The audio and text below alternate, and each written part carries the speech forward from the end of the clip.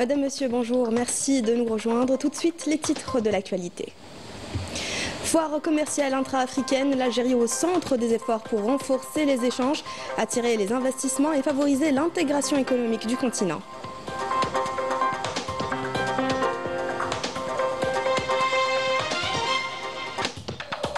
À Tlemcen, l'expertise algérienne se met au service de la qualité et de l'innovation dans la fabrication de dispositifs ferroviaires avec une ambition tournée vers l'exportation. Les détails tout à l'heure.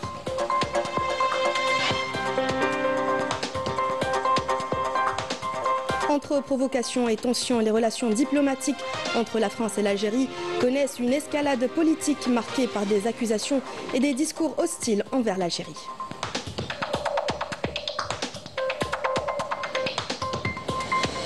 Nous allons vous faire découvrir le parapente à Béjaïa, une activité qui attire les amateurs de sensations fortes, encadrée par des moniteurs qualifiés pour garantir votre sécurité. Bienvenue à tous. En accueillant la foire commerciale intra-africaine, l'Algérie réaffirme son engagement envers le continent et son ambition de contribuer à une intégration économique africaine complète en favorisant les échanges, les investissements et les partenariats stratégiques. Les détails avec Walid Yousfi. Pour les acteurs économiques du continent, ce rendez-vous rassemblera de nombreux décideurs, industriels et investisseurs de toute l'Afrique, un continent dont l'intégration et la complémentarité ont toujours été au centre des préoccupations de l'Algérie. Ces dernières années, l'Algérie a intensifié ses efforts pour s'inscrire pleinement dans la dynamique de l'intégration économique africaine. Son adhésion à la ZLECAf, la diversification de ses échanges commerciaux vers le continent, ainsi que la multiplication des forums économiques avec les pays africains, traduisent une claire volonté d'ouverture de la part de ce pays-là. Avec sa position géostratégique au carrefour de l'Europe, de la Méditerranée et de l'Afrique subsaharienne, l'Algérie entend capitaliser ses atouts avec un tissu industriel diversifié, un potentiel énergétique important et une volonté clairement affichée de s'ouvrir davantage sur l'Afrique, notamment à travers la ZLECAf. La ZLECAf repose sur trois piliers essentiels: la libéralisation des échanges, la facilitation des investissements et la coopération économique renforcée, tout cela dans un esprit d'intégration à l'échelle du continent. L'IATF se positionne donc comme cet instrument opérationnel pour avancer sur ces trois axes de façon simultanée. En réunissant donc dans un même lieu l'ensemble des acteurs des différentes chaînes de valeur, les producteurs, les acheteurs, les financiers, les décideurs publics, les décideurs privés, cette foire permet de matérialiser des opportunités qui autrement allaient rester donc théoriques. L'IATF 2025 pourrait donc bien être le point de départ d'une intégration africaine renforcée avec à la clé des opportunités concrètes et une croissance partagée sur tout le continent. La Société algérienne d'études et de réalisation métalloplastiques, Soremep, mise sur la qualité pour fabriquer des dispositifs de signalisation ferroviaire et des blocs de connexion électromécanique destinés aux gares, avec un double objectif, garantir une production 100% locale et conquérir les marchés d'exportation. Amine Saoudi et Ramzin Hamdi. Dans cet atelier de l'entreprise Soremep, les employés s'activent, chacun pour sa contribution. Objectif, assembler ces structures essentielles composées de conducteurs reliant les différents systèmes de signalisation, des équipements essentiels pour garantir la sécurité et la fluidité du trafic ferroviaire algérien.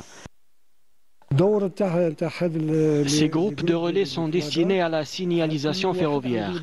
Chaque relais remplit une mission bien précise. Certains assurent la gestion des signaux, d'autres contrôlent la position des trains. Leur conception permet une maintenance rapide sans immobiliser les trains en gare, évitant ainsi toute perturbation. Ces équipements ont déjà prouvé leur efficacité. Certaines gares en sont déjà dotés depuis plusieurs années et continuent de fonctionner de manière optimale. Un savoir-faire 100% algérien qui témoigne de l'expertise et de la compétence des équipes de Soremep qui accompagnent le démarrage économique, surtout dans le domaine des voies ferrées. Aujourd'hui, son projet phare vise la ligne Ain Beda Khenchla avec l'équipement de 4 gares en dispositif de signalisation. La société Soremep s'attelle à produire et à fournir des appareils de signalisation pour les gares ferroviaires, des relais électromécaniques et garantit leur disponibilité sur le marché national et aspire à s'orienter vers l'export. Soremep ambitionne aussi de positionner ses produits au-delà des frontières. Leader dans son domaine, elle renouvelle l'image de l'industrie ferroviaire algérienne.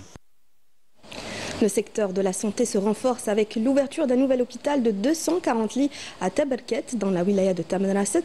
Il dispose de près de 23 spécialités. Ce projet important vient en parachèvement du processus de renforcement des structures de santé dans la wilaya pour une meilleure prise en charge des malades et une couverture sanitaire optimale au profit des populations de la région. Naïla Hlifa et Hakim Kshrout. À Tamanrasset, c'est un véritable souffle nouveau pour le secteur de la santé. Un hôpital flambant neuf d'une capacité de 240 lits vient d'ouvrir ses portes, marquant une étape clé. Ce projet vital vient en parachèvement du processus de renforcement des structures de santé dans la wilaya pour une meilleure prise en charge des malades et une couverture sanitaire optimale au profit des populations de la région. تطورات الجوت نيناينين نجش نكيد ننهي إن شاء الله مستقبلنا نتمنصت.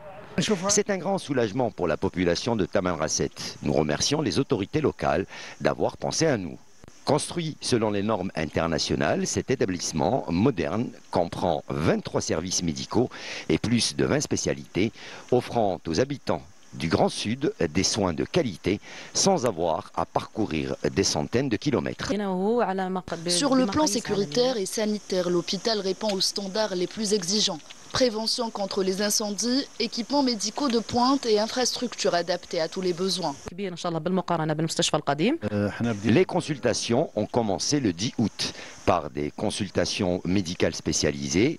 Il y a plus de 20 spécialités au niveau de ce service. Les habitants saluent déjà une prise en charge supérieure à celle de l'ancien hôpital.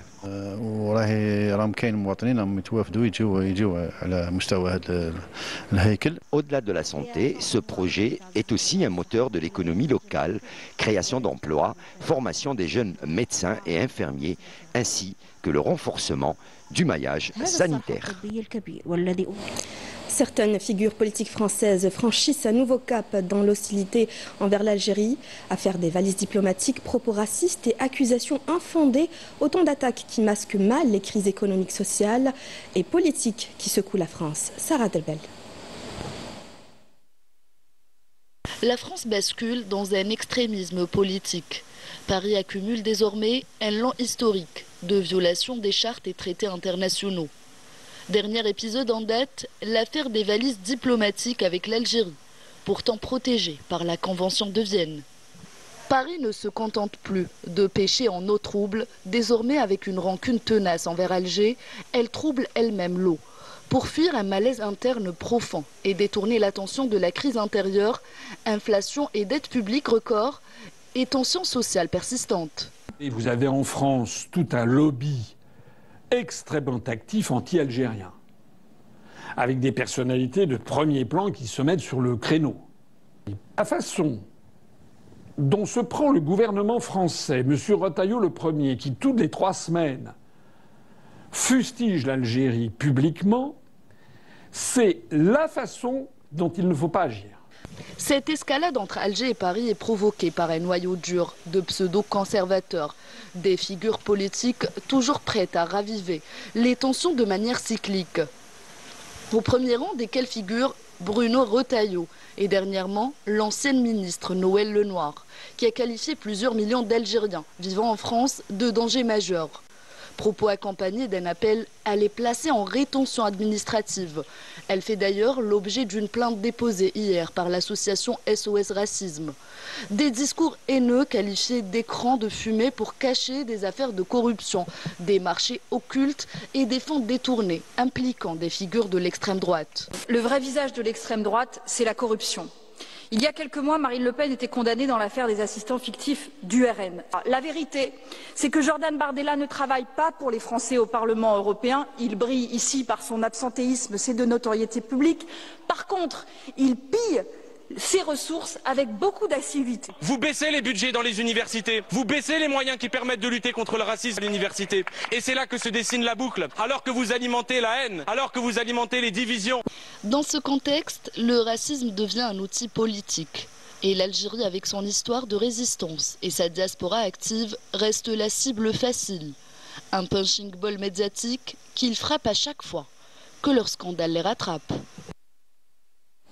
Et au siège de l'Institut national d'études de stratégie globale, une conférence a été organisée autour de la question sahraoui sous le thème 50 ans de lutte, de combat et de résilience, où des experts et chercheurs se sont réunis pour analyser et discuter des dimensions de la question sahraoui, de ses aspects juridiques et politiques, ainsi que de ses principales étapes historiques depuis le début de la lutte pour l'autodétermination. Lors de cette conférence, les participants ont souligné qu'après 50 ans de lutte acharnée, le peuple sahraoui demeure attaché à son droit légitime et déterminé à poursuivre sa lutte. On écoute la déclaration.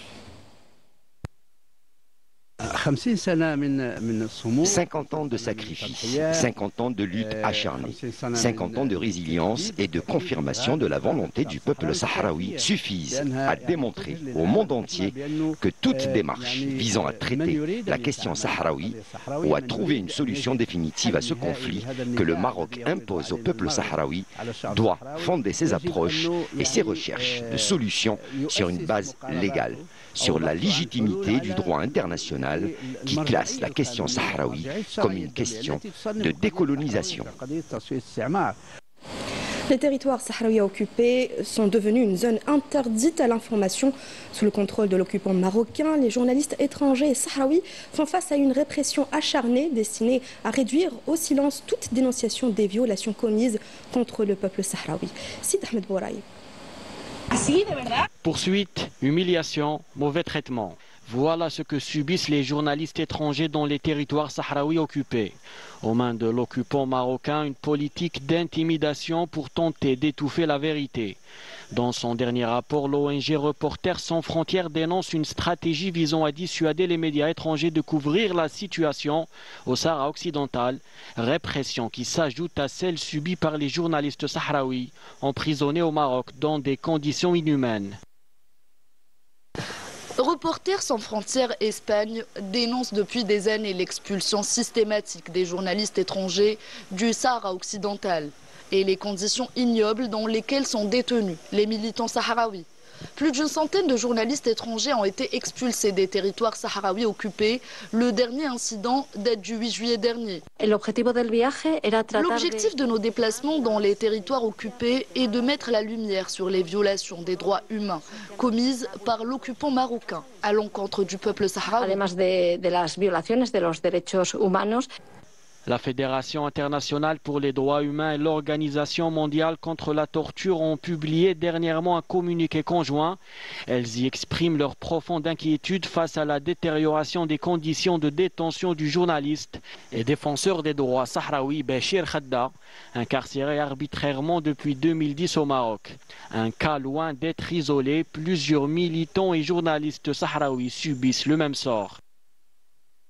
Faire du journalisme au Sahara occidental occupé est une forme de résistance, car nous travaillons clandestinement et prenons de grands risques au quotidien. Nous utilisons de petites caméras, des téléphones portables et cachons nos vidéos afin de pouvoir envoyer notre matière hors du territoire. Les missions de presse étrangères au Sahara occidental sont devenues un véritable cauchemar pour l'occupant marocain. Car malgré les pressions, caméras et stylos ont réussi, ici et là, à révéler au grand jour les violations commises au quotidien contre un peuple sans défense. La situation à Gaza reste dramatique. La population subit des bombardements réguliers, des pénuries alimentaires et un accès limité aux soins médicaux. Ce matin, au moins 29 Palestiniens sont tombés en martyrs dans un bombardement et tir des forces d'occupation sionistes dans diverses régions de la bande de Gaza. Le bilan de l'agression génocidaire menée par les forces de l'occupation sioniste contre la bande de Gaza s'élève à plus de 61 000 martyrs et 154 000 blessés, selon le dernier bilan actualisé par les autorités sanitaires palestiniennes. Des manifestations massives secouent le monde pour dénoncer la famine, les bombardements et le génocide à Gaza. De l'Europe à l'Australie, la solidarité avec le peuple palestinien se renforce alors que plusieurs pays annoncent leur intention de reconnaître l'État de Palestine. Sid Ahmed Bouraï. Des quatre coins du monde, des voix s'élèvent et s'indignent contre la déshumanisation des civils palestiniens. Brandissant des drapeaux palestiniens, des centaines de milliers de protestataires réclament la fin du génocide. Les Britanniques sont sortis en force pour exiger un cessez-le-feu immédiat et réclamer la fin de la famine à Gaza. À Stockholm, des centaines de personnes ont manifesté contre le projet sioniste d'occuper la bande de Gaza. Elles brandissaient des pancartes où on pouvait y lire « Des enfants à Gaza sont tués »,« Des écoles et des hôpitaux sont bombardés »,« Stop à la pénurie alimentaire ». Plusieurs rassemblements pro-palestiniens ont également eu lieu en Espagne, notamment à Madrid, où on a tapé sur des casseroles, une façon de dénoncer la famine dans l'enclave palestinienne assiégée. De toute la Grèce, de vastes manifestations de solidarité avec le peuple palestinien ont eu lieu. Couvrant plus de 100 îles, villes et zones touristiques, offrant ainsi un spectacle de solidarité remarquable et sans précédent dans l'histoire des mobilisations pro-palestiniennes dans ce pays.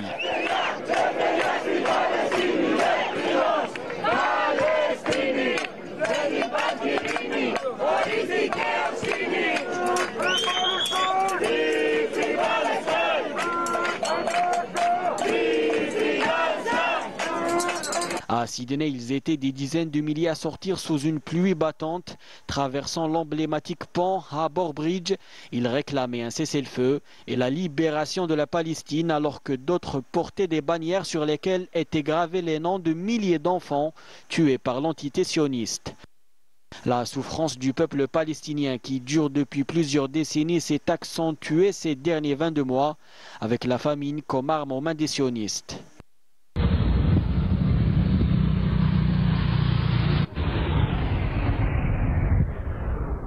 حسبي الله ونعم الوكيل يجي يقعدوا بدهم طحين الغلابه المنيلين الطحين بدهم.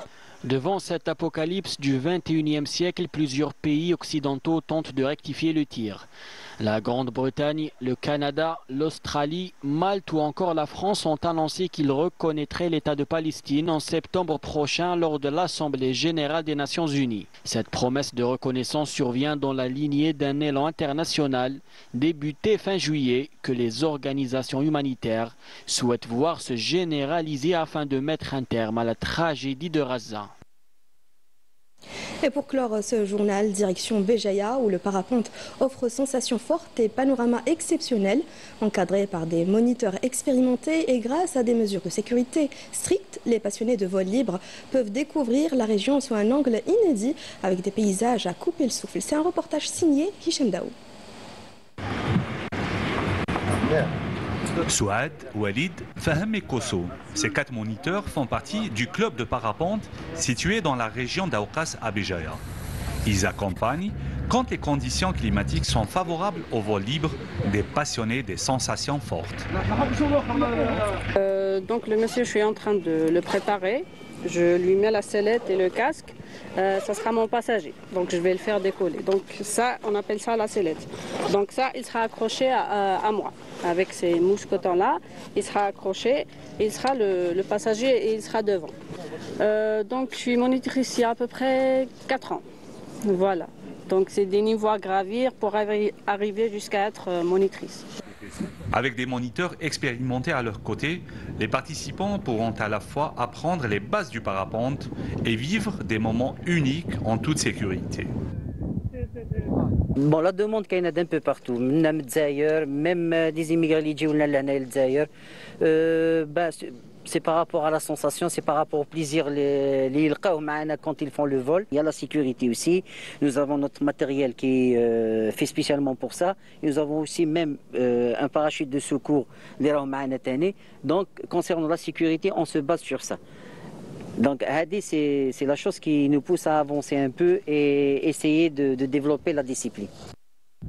En s'élançant des sites de décollage de Béjaïa, les amateurs de parapente pourront savourer les magnifiques paysages. C'est bon, on gauche. 1, 2, on va aller avancer. Avancer. Bien, allez. Non, allez, cours.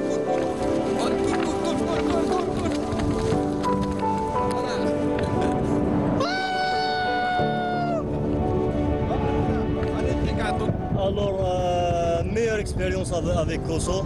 Voilà. Une vue panoramique. الله يبارك كاين كلش. الله يبارك كاين كلش. لا بحر. كلش. لا فيل.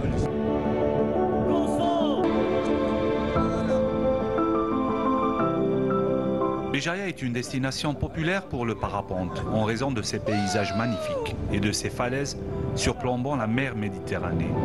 La région offre des conditions idéales pour cette activité avec des vents favorables et des sites de décollage très accessibles. Place aux amateurs des sensations fortes.